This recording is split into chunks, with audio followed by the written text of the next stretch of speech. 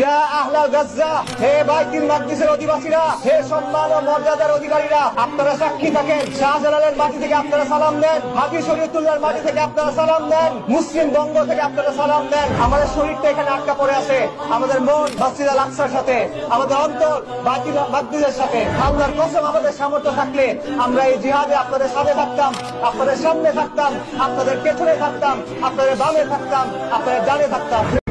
স্পষ্ট ভাষায় বলতে চাই, আজকে জাতিসংঘের মূলেরা অন্ধ হয়ে বসে আছে, কিন্তু বিশ্বের মুসলমান অন্ধ হয়ে কথা বলেন ঠিক কিনা? আমাদের রক্তের মধ্যে স্পিরিট আছে, সেই স্পিরিটকে কাজে লাগিয়ে ফিলিস্তিনকে বিজয় করে ছাড়বো ইনশাআল্লাহ।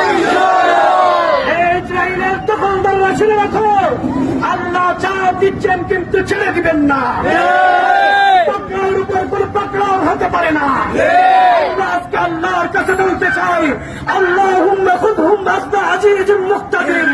হে আল্লাহ, হে আল্লাহ, আপনার কাছে বিচার দিলাম, আপনি কঠিন ভাবে তাদেরকে পাকড়াও করুন।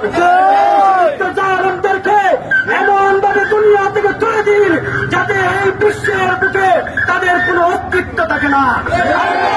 পৃথিবীর সমস্ত জালেমদেরকে আপনি এমন ভাবে পতন দিন যাতে তাদের অস্তিত্ব এই দুনিয়া জমিনের মধ্যে থাকে না। বলেন আমিন। আমিন। আমাদের আজকে এই ক্ষুদ্র প্রচেষ্টাকে কবুল করুন।